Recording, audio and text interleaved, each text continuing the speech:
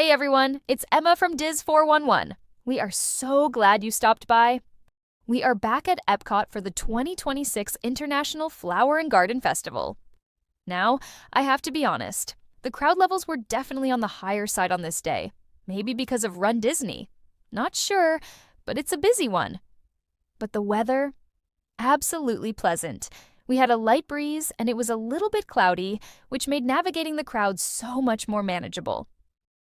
We have had a chance to enjoy this year's festival a few times before, and mostly enjoyed the topiaries, which is my absolute favorite thing to do. We will check in on some of our leafy friends in a little bit to see how they've grown since then. I will link that video if you haven't seen it yet. Today, though, we're on a mission to hit some of our favorite outdoor kitchens. It's dinner time. Let's go. Now, before we dive into the food, I have to give you some context on our crew today. One of the biggest challenges at these festivals, and a major point of stress for families, is finding something for everyone. We have 3 very distinct types of eaters in our party, and honestly, it's the perfect test for any outdoor kitchen menu. First, we have our Adventurous Explorer.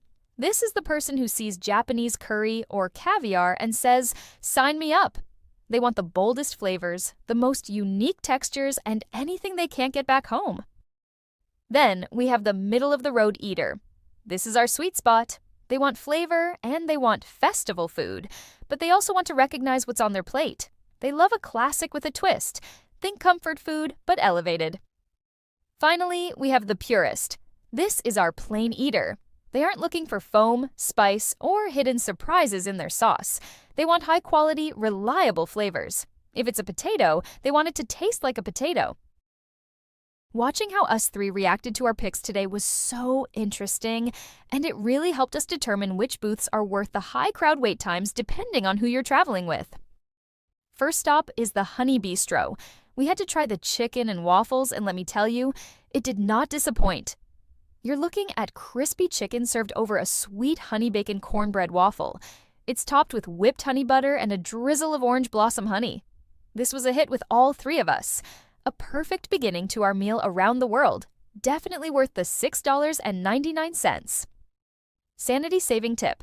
If the tables right next to the booth are full, walk just a bit further toward the Rose Walk or grab a bench or table just inside the World Showcase by the water.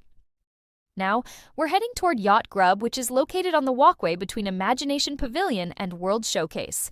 This was in a great location close to our first stop.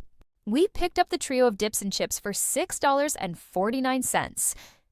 You get a bowl of house-made potato chips, which were perfectly salty and crisp, and 3 dips, whipped feta with candied lemon, caramelized onion with caviar, and pimento cheese with pickles.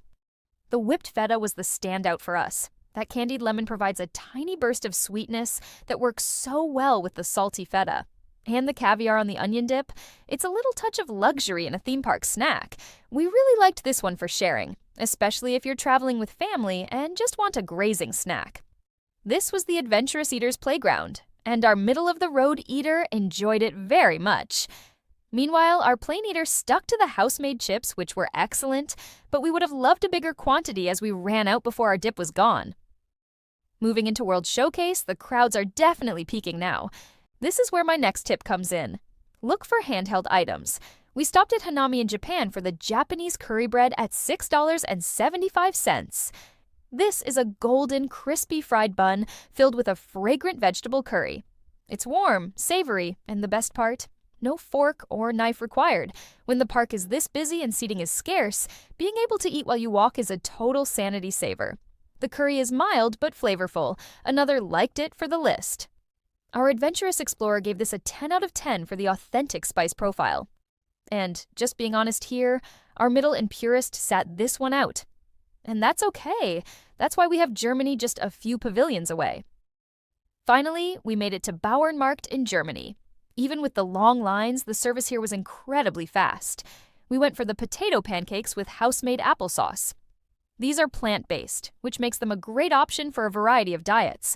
They are $5.29 and are crispy on the outside, almost like a hash brown, but soft and savory on the inside. The tartness of that applesauce is the perfect palate cleanser after all the heavy snacks we've had today. This was a mixed review. First off, we didn't realize that this had onions, and that is a big no-no for our plain eater. The middle-of-the-road eater, who is me, didn't care for it either. Since our plain eater doesn't like onions, I never use them in my cooking. In this dish, they were way too overpowering. I would have liked it if they were not included. But our adventurous eater did like it and would get it again. While still in Germany, we topped off our meal with a dessert. We tried the warm cheese strudel with berry compote priced at $4.99. If you only get one dessert at the festival, let it be this. It's a light, flaky puff pastry filled with a sweet, creamy cheese that isn't overly heavy. It's topped with a bright, tart berry compote, a mix of strawberries, blueberries, and raspberries that cuts right through the richness of the cheese. The funny thing is, it was a hit with me, middle-of-the-road eater, and the Purist. But our adventurous eater didn't care for it because they don't like cream cheese. One thing to mention on all of the items we tried, except for the Japanese curry bread, they were easily shareable among my family of 3 adults. So now with full bellies, we got up and walked toward the entrance, stopping for some pictures of the topiaries along the way as I mentioned earlier. Check them out!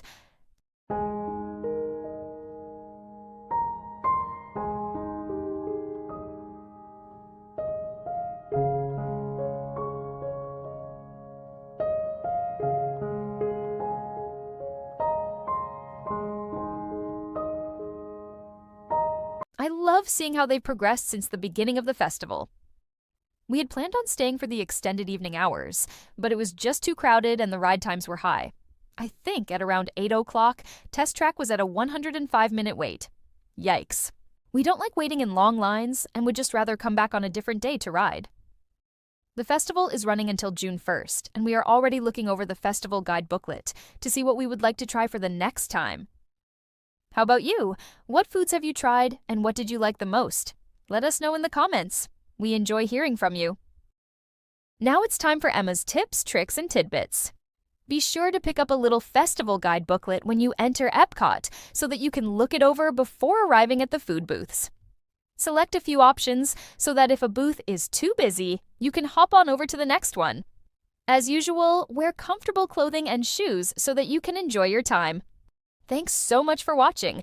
Please like and subscribe for sanity-saving Disney tips, tours, reviews, and more. I'll see you in the parks.